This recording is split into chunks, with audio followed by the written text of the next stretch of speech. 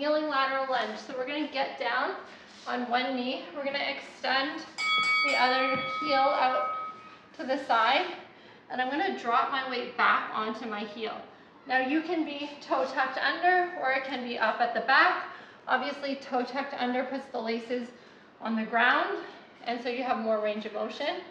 That's ideal. Make sure the knee is in line with the hip. So let me come in and take a look at this, see what's going on. Squeeze.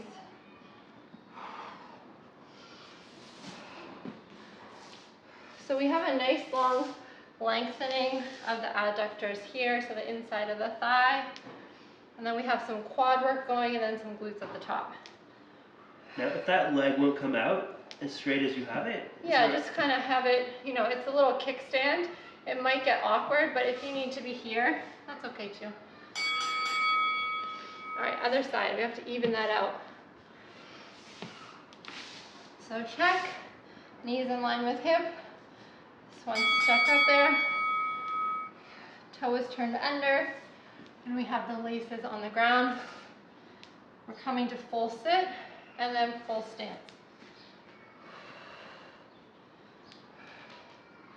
So quad burner it can be for sure. If you have kind of ankle issues, this is a good option actually to do a squat.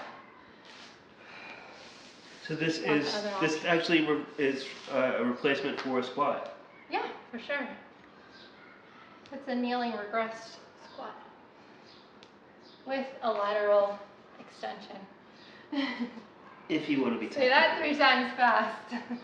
If you want to get specific. Last one. All right, we're gonna come to standing. We're gonna progress this bad boy.